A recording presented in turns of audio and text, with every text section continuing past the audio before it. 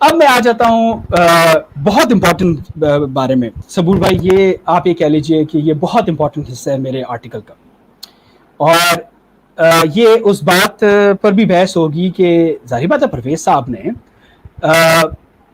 جو ہے ایسی کتب دیکھی ہوں گی یا ان کو کسی نہ کسی نے بتایا ہوگا کہ یہ جو آپ باتیں کر رہے ہیں یہ تو ان کی کوئی حقیقت نہیں ہے. اور اب میں آپ کو ایک ایسا ایویڈنس دینے لگا ہوں کہ جو بالکل یہ جو ہے یہ لائکلی کر دے گا کہ پرویز صاحب کنفرمیشن بائس کا شکار ہیں. وہ کنفرمیشن بائس کا شکار ہیں. انہوں نے ایک نقطہ نظر کا دفاع کرنے کی ٹھانی بھی ہے, اور پھر جب آپ یہ کر لیتے ہیں تو پھر آپ انہی سورسز کی طرف جاتے ہیں جن میں اس نقطہ نظر کو جو ہے وہ بیان کیا گیا ہوتا ہے. اور ایک خاص بات ہے جس کی طرف اشارہ آپ نے کیا کہ وہ ہمیشہ پرانی سورسز چوز کرتے ہیں, وہ نئی سورسز نہیں چوز کریں گے. ان کے 2013 کے آرٹیکل میں بھی آپ حیران رہ جائیں گے, ایک سورس کے بارے میں تو خود کہہ لیتے ہیں یہ اچھی خاصی پرانی ہے لیکن بڑی ویلیویبل ریسورس. یا یہ بھی بات کہ جو پرانی سورسز ہیں, جس طرح ایڈم سمتھ جو بہت فیمس اکانومسٹ تھا, اس نے بھی ہسٹری کے بارے میں لکھا, وہ جب اسلام کے بارے میں بڑی پازیٹیو چیزیں لکھتا ہے تو وہ یعنی کافی پرانی بات ہے مگر اس چیز کو انکلوڈ نہیں کریں گے. یعنی ان کا ایک سلیکٹیو ایجنڈا ہے, اس پہ تو یعنی کوئی شک نہیں. ہاں اچھا, تو ایک ہسٹورین آف سائنس ہے, گزرے ہیں ابھی, ان کی وفات ہوئی ہے اگر میرے خیال میں 2010 یا 13 میں, اے آئی صابرہ. پرویز ہود بوائے نے جس اب میں سوال اٹھاتا ہوں کہ پرویز ہود بوائے یہ جو کہہ رہے ہیں کہ مدرسے میں ریشنل سائنسز نہیں تھیں, نیچرل سائنسز نہیں تھیں, کالے بادل آ گئے, اس طرح کی جو باتیں کر رہے ہیں وہ کیوں کر رہے ہیں, اس کے پیچھے نظریہ کیا ہے؟ تو اسے اے آئی صابرہ نے کہا ہے یہ وہ نظریہ ہے مارجنالٹی تھیسس.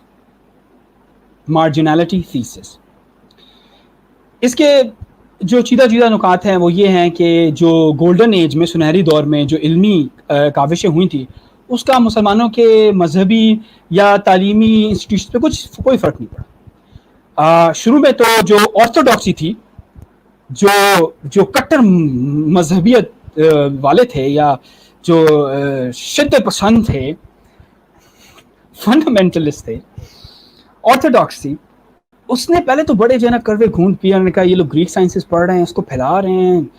آخر میں انہوں نے جو آ کے نا ان پہ دھاوا بول دیا اور سب ان کی جو پوری جو خوبصورت عمارت تھی اس کو مسمار کر چھوڑا.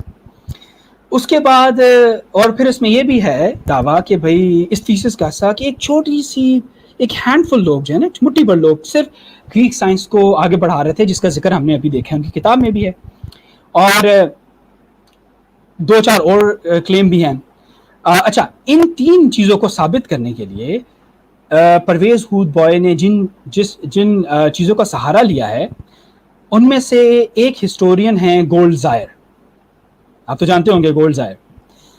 اور گولڈ زائر کا بنیادی نقطہ نظر تھا کہ جو آرتھوڈاکسی اس نے ریشنل سائنسز کو جو ہے وہ اپوز کیا بہت زیادہ. اچھا, ایک اور مورخ بھی ہیں جارج مقدسی, ان کا نقطہ نظر یہ تھا, جو پرویز ہود بوائے نے کہنے کو ان کے حوالہ تو نہیں دیا لیکن وہ اس جیسی بات کر رہے ہیں, یہ بھی آپ یہ کہہ لیجیے پرانی ریسرچ ہے, کہ مدرسے میں ریشنل سائنسز نہیں تھی, باہر نکال دیا گیا تھا, ہم نے دیکھ لیا یہ غلط ثابت ہو گیا. تو ان دونوں کا مرکب جو ہے پرویز ہود بوائے صاحب نے ڈیفینڈ کیا ہے کہ اپوزیشن بھی کی آرتھوڈاکسی نے, اور مدرسے میں جو ہے ریشنل اور نیچرل سائنسز بھی یہ نہیں تھی. ٹھیک ہے نا. تو پہلے تو ہم نے دیکھ لیا ہے کہ ریشنل اور نیچرل سائنسز پارٹ تھی, لاجک بھی پارٹ تھی, فلسفی بھی تھی, اس پہ ہم اور بھی دیکھیں گے. میں آپ سے خصوصاً ایک بڑا اچھا نقطہ آپ کے سامنے لاؤں گا, اور یہ جو اس بات کو ثابت کرے گا جس کی طرف آپ نے اشارہ کیا تھا. پرویز ہود بوائے اپنی کتاب میں اے آئی صابرہ کا 1987 کا پیپر جو ہے وہ سائٹ کرتے ہیں. کیا ثابت کرنے کے لیے؟ وہ یہ ثابت کرنے کے لیے سائٹ کرتے ہیں کہ ٹرانسلیشن موومنٹ میں نان مسلم اسکالرز نے کافی حصہ لیا تھا, ان کی ایک بڑی تعداد تھی. اور بس آپ حیران ہوں گے کہ اسی پیپر میں جس تھیسس کو پرویز ہود بوائے صاحب ڈیفینڈ کر رہے ہیں اپنی پوری بک میں, جس کے دفاع میں وہ مثالوں کے بعد مثالیں پیش کیے جا رہے ہیں, اس تھیسس کے بارے میں آپ کو پتہ ہے صابرہ کیا کہتے ہیں؟ साबरा उस पर तनकीद करते हुए कहते हैं कि ये थीसिस लोगों में पॉपुलर है, ठीक है, और कुछ कुछ मौरखीन में इसको एक इम्प्लिसिट असम्पशन के तौर पे लिया जाता है, लेकिन मेरे नज़दीक वो कहते हैं this thesis is obviously paradoxical and in my view downright false. इसके जो अज्जा हैं वो ये एक मुतनाकिस जो है वो अज्जा पे मुश्तमिल है और बिल्कुल बातिल है। मजे की बात, इसी पेपर में वो इस थीसिस के को रिबट करते हैं और एक आर्गुमेंट जो वो लाते हैं कि अगर हम इस थीसिस को मान लें, पहले तो ये मानना एक बहुत मुश्किल बात है, जिसकी तरफ और हिस्टोरियंस भी इशारा करते हैं कि एक मुट्ठी पर लोग, मजे की बात ये इसकी तरफ परवेज हुआ भी इशारा करते हैं, कैसे ये रेवोल्यूशन कर सकते हैं। और वो कहते हैं कि आप इतने सारे मैन्यूस्क्रिप्ट्स जो इन्हीं मदारिस की लाइब्रेरी में मौजूद हैं, क्या उनको कैसे एक्सप्लेन करेंगे, वो क्यों कॉपी करते रहे हैं मैन्यूस्क्रिप्ट्स। परवेज हुद बॉयज साहब इस थीसिस या तो उन्होंने इस पेपर को पढ़ा ही नहीं और हवाला झट से दे दिया, तो ये भी ज्यादती है, या अगर उन्होंने पढ़ा है तो उन्होंने इस तनकीद का जवाब नहीं दिया। कैसे जवाब देंगे वो, ठीक है, क्योंकि ये तो उनके एंटी थीसिस बात हो रही है। अच्छा, मजे की बात ये कि अब जरा आप गोल्ड जाहिर पर आ जाइए, क्योंकि परवेज हुद बॉय ने अच्छा खासा कंटेंट उनके पेपर से कॉपी किया है और कहा है कि ये बहुत ऑथेंटिक पेपर है। मैं जरा इस पे तनकीद करना चाहता हूँ, इजाजत हो आपकी तो कंटिन्यू रखूं, ठीक है। जो दिमित्रियो गुटास हैं, वो जो अमेरिकन अरबिस्ट हैं, वो कहते हैं कि सबसे पहला मसला जो गोल्ड जाहिर के पेपर के साथ है वो ये है कि वो डिफाइन नहीं करते ये ऑर्थोडॉक्सी कौन है, और उनके जो टाइटल की लिटरल ट्रांसलेशन की जाए तो वो तो ओल्ड ऑर्थोडॉक्सी की बात कर रहे हैं। और मजे की बात ये, उनके नजदीक एक डिवीजन है, ओल्ड ऑर्थोडॉक्सी, न्यू ऑर्थोडॉक्सी, ठीक है। और वो कहते हैं न्यू ऑर्थोडॉक्सी के बारे में कि ये लोग जो है इनको कोई मसला नहीं है रैशनल साइंसेस से, नेचुरल साइंसेस, और इसी की तरफ इशारा करते हुए साबरा कहते हैं अपने 1987 के पेपर में कि आप जो हैं कि अक्सर लोगों को ये गलती लगी है ये पेपर पढ़ते हुए कि शायद गोल्ड जाहिर पूरी की पूरी इस्लामी कम्युनिटी के बारे में बात कर, लेकिन ऐसा नहीं है। वो एक खास ग्रुप ऑफ स्कॉलर्स के बारे में बात कर रहे हैं, लेकिन परवेज साहब ने इस चीज को भी बाले ताक रख दिया, बिल्कुल नजरअंदाज कर दिया, ठीक है। किस चीज की अक्कासी कर रहा है, कंफर्मेशन बायस। तो जो दिमित्री साहब की जो तनकीद है वो ये कहते हैं कि जो हमारे पास मैन्यूस्क्रिप्ट्स हैं, खुसूसन हमारे पास जो कि जिनमें हम्बली स्कॉलर्स भी हैं, शाफई स्कॉलर्स भी हैं, ठीक है, वो ये बात क्लियर कट साबित करते हैं कि ये काले बादल वाली कहानी, ये काले बादल वाली जो नैरेटिव है, ये एक हिस्टोरिकल मिथ है, कहानी है। ये कि ऑर्थोडॉक्सी अपोज करती आई है, ये भी एक कहानी है, ठीक है। अच्छा, इसका ये मतलब नहीं है कि कोई खास ग्रुप स्कॉलर्स का वो अपोज नहीं करता रहा, मैं इस पर भी थोड़ी सी गुफ्तगू करूंगा, जितना टाइम हमारे पास बाकी आई गेस 25 मिनट्स है। तो इससे क्या वो बात साबित कर, वो ये साबित कर रहे हैं कि गोल्ड जाहिर का उनके पेपर से ऐसा लगता है कि उनका वो एंटी हम्बलाइट्स और शाफाइट्स से वो उन पर खुसूसन अटैक करते हैं, ठीक है। और जो है दिमित्री गुटास वो इसको बताते हैं कि ये एग्जाम्पल्स के बाद एग्जाम्पल्स देते हैं, जैसे कि इन्हीं शाफी और हम्बली स्कॉलर्स की जिन्होंने मंतिक और फलसफा पढ़ा, अपने मदरसे में पढ़ा भी और पढ़ाया भी। अच्छा, इससे एक बात और साबित हो रही है कि हमारे यहाँ के एक मजहबी तबके में ये राय पाई जाती है, वो छोटा सा तबका है, ये उनको अपनी राय पर जो है वो इसको रिकंसिडर करना चाहिए, ठीक है। मैं एक और आपके सामने जो है वो मिसाल पेश करता हूँ इससे पहले।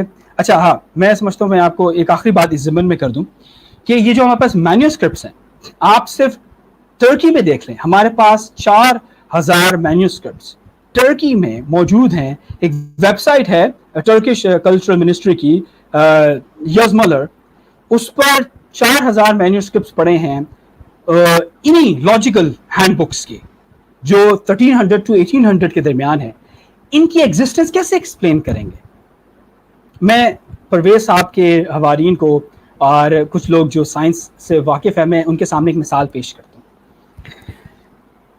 پرویز صاحب اپنی کتاب میں لکھتے ہیں کہ کوانٹم میکینکس اس کی مین اسٹریم جو انٹرپریٹیشن ہے آرتھوڈاکس انٹرپریٹیشن کوپن ہیگن، اس کو آئنسٹائن نے جو ہے وہ اپوز کیا تھا، اس کو نہیں مانتے تھے. لیکن پرویز صاحب کہتے ہیں کہ دلائل کی بنیاد پہ سائنٹیفک کمیونٹی نے فیصلہ کیا کہ ان کی بات میں وزن نہیں ہے. تو میں آگے سے کہتا ہوں اس سے ایک نتیجہ کیا نکلتا ہے، آپ کیا آبزرویشنل کانسیکوینسز نکال سکتے ہیں؟ پرویز صاحب اس کا جواب دیتے ہیں، وہ یہ آبزرویشنل کانسیکوینسز ہیں کہ آپ جہاں پہ بھی یونیورسٹیز میں چلے جائیں دنیا میں، جو ٹیکسٹ ہم پڑھاتے ہیں، جو ٹیکسٹ میں نے بھی پڑھائے ہیں، وہ کوپن ہیگن انٹرپریٹیشن کے بارے میں بات کرتے ہیں. تو یہ widespread acceptance Copenhagen interpretation کی کلیئر کٹ ہے کہ آئنسٹائن کے کرٹیسزم کو کسی سے سیریس نہیں لیا. اب اگر آپ ایک ہینڈ فل اسکالرس کو لے کر آتے ہیں سامنے کہ انہوں نے لاجک یا فلسفے پہ اٹیک کیا ہے اور مدرسے کی یہ نصاب کی تعلیمی نصاب چیخ چیخ کے کہہ رہا ہے کہ لاجک اور فلسفی ایک امپورٹنٹ پارٹ تھی اس کی، تو آپ یہی سے نتیجہ نکالیں گے نا کہ ان کا کرٹیسزم اتنا افیکٹو نہیں تھا. میجورٹی مین اسٹریم ویو یہی تھا کہ اسے پڑھنا چاہیے. اچھا مزے کی بات یہاں پر میں آپ کے سامنے دو چیزیں اور شیئر کروں. جب آپ لاجک پہ تنقید دیکھتے ہیں علماء کی جنہوں نے تنقید کی، ان علماء میں 2-3 کیٹیگریز ہیں. ایک علماء وہ ہیں جنہوں نے صحیح بات ہے لاجک کو صحیح طرح پڑھا نہیں ہے، اس پہ تنقید کرتی ہے. ایک وہ علماء ہیں ان کی تنقید بہت گہری ہے. جو بندہ مثال کے طور پہ آپ ابن تیمیہ کے بارے میں جو یہ کہتا ہے کہ ان کی لاجک پہ تنقید اصل میں عقل کا رد ہے اور گریک لاجک کے خلاف ہے، میں یہ کہتا ہوں یہ اس بات کی عکاسی کرتا ہے کہ وہ ابن تیمیہ کے کام سے واقف ہی نہیں، ان کو پتہ ہی نہیں ہے کہ انہوں نے کتنی ڈیپ کرٹیک کی ہے. آج کے ماڈرن دور میں جب لوگ کرٹیسائز کرتے ہیں ماڈرن لاجیشنز ملٹی ویلیوڈ لاجک کو پروموٹ کرتے ہیں، اس کے علاوہ دوسری ڈیوینٹ لاجک کو پروموٹ کرتے ہیں جن کے بارے میں میں نے اپنے آرٹیکل میں بات کی ہے، ان کو تو ہم آکسفورڈ اور کیمبرج کا پروفیسر بنا دیتے ہیں، ان کو ہم کہتے ہیں کہ ان کا نام دنیا کے مشہور ترین فلسفیوں میں آنا چاہیے. لیکن ابن تیمیہ جب کوئی اس طرح کی چیز پوائنٹ آؤٹ کرتے ہیں تو ہم کہتے ہیں یہ عقل کے خلاف ہیں، عقل کے دشمن ہیں. یہ کہاں کا انصاف ہے؟ ٹھیک ہے. اچھا مزے کی بات ایک اور آپ کے سامنے رکھوں، جن لوگوں نے لاجک پر تنقید کی، جن علماء نے، پرویز صاحب کو یہ نہیں پتا کہ ان کے کنٹمپریریز نے ان کا رد بھی کیا ہے. ان کے بارے میں تو پرویز صاحب کبھی نہیں بات کرتے، میں نے اپنے آرٹیکل میں ان کا ذکر بھی کیا ہے. ٹھیک ہے. تو یہاں پر جو ہے ایک بات یہ بھی کلیئر جو ہے وہ ہو جاتی ہے. ایک آخری بات میں اس زمان میں یہ کروں گا کہ پرویز صاحب کا جو ایپسٹمولوجیکل شوونزم ہے اس پر میں تھوڑی سی بات کروں گا، اس کے بعد پھر آپ کے کامنٹ لیتے ہیں اور پھر جو ہے دیکھتے ہیں اس کے بعد کیا ہوتا ہے. کہ وہ سعد بھائی میرا ایک لائیو ہے، اچھا ہمیں 2-3 منٹ میں ختم کرنا پڑے گا اگر آپ سمرائز کریں تو. اوکے. اس کی جو سمری ہے وہ یہ ہے میرے آرٹیکل کی کہ مدرسے کا جو کانٹینٹ ہے وہ ہمیں بات بتاتا ہے جب سے انٹیگریشن ہوئی ہے. میں ان سائنسز کو سیکولر نہیں کہنے لگا اور اس کی وجہ آپ کو میرے آرٹیکل میں پتہ چل جائے گی. ان امپورٹنٹ سائنسز کی ریلیجس سائنسز سے، تو اس وقت سے آگے جو ہے یہ سائنسز مدرسے کے کریکولم کا پارٹ رہی ہیں. اور یہ کہ جو آرتھوڈاکسی نے اپوز کیا ہے اور اس کو ظلم کیا ہے اور کالے بادل ہمارے پاس رہے ہیں، ان میں سوائے ایک چھوٹے سے طبقے اس کے کوئی صداقت نہیں ہے. اور اس کے ثبوت کے لیے میں نے کنٹمپریری ہسٹورینز آف سائنس کی رائے نقل کی ہے اور وہ آپ میرے آرٹیکل میں جو ہے وہ دیکھ سکتے ہیں. ڈیفینیٹلی تھینک یو سعد بھائی، آپ نے بہت زبردست طریقے سے ان کے جو کلیمز ہیں اسلام کے اگینسٹ اور اسلامک ہسٹری کے اگینسٹ اور اسلامک ورلڈ ویو اور کلچر کے اگینسٹ ایونچولی آپ نے اس کو بہت زبردست طریقے سے ایڈریس کیا. کاش اگر زیادہ ٹائم ہوتا ہے تو اس کو زیادہ یعنی آپ ایکسپلین کر سکتے، مگر ڈیفینیٹلی ان کے آرٹیکل جو ہیں، جو سعد بھائی نے آرٹیکل لکھا ہے اس کو آپ پڑھیں اور اپنے دوستوں کو فرینڈس کو بتائیں. اور یہ جو پرویز ہودبوئی ہیں یہ بڑے یعنی اب یعنی جتنا ان کو سٹیٹس دیا جاتا ہے اتنا یہ یعنی ان کی نالج میچ نہیں کرتی. اور ڈیفینیٹلی اس آرٹیکل پڑھنے کے بعد ان کو ان کو جو بھی فالو کرتا ہے میرے خیال سے ان کے لیے کوئی سیکنڈ تھاٹس ہوں گی کہ یہ صحیح بات ہے کہ نہیں. چلیں سعد بھائی جزاک اللہ خیر, آپ نے یہ آرٹیکل لکھا, آپ لائیو اسٹریم پہ آئے, اور انشاءاللہ ہم فیوچر میں بھی کوئی لائیو اسٹریم کر سکتے ہیں اور ٹاپکس پہ. اور آپ کوئی فائنل میسیج دینا چاہتے ہیں؟ بس یہی ہے کہ آرٹیکل ضرور پڑھیے گا, اپنے دوستوں کے ساتھ شیئر کیجیے. پرویز صاحب کے جو حوارین ہیں, ان کے نظریاتی بھائی ہیں, ان سے کہیے کہ اس پہ تنقید کریں, یا پرویز ہود بوائے صاحب سے کہیے کہ اس کو پڑھیے اور اس کا جواب لکھیے. اگر وہ بہتر جواب دے سکتے, میں شاید سب سے پہلے بندہ ہوں گا جو ان کی اس جواب کو قبول کروں گا. اور اگر ایسا نہیں ہے تو ایک سائنٹسٹ ہونے کے ناطے جو ان کی کمٹمنٹ ہے ریشنالٹی سے, ان چیزوں کو ایکسیپٹ کیجیے. اور پلیز نوجوانوں کو میڈیا پہ یا دوسرے سائنسدانوں کو, نان مسلم سائنسدانوں کو, پلیز ان کو گمراہ مت کیجیے. شکریہ. ٹھیک, شکریہ صاحب بھائی, السلام علیکم.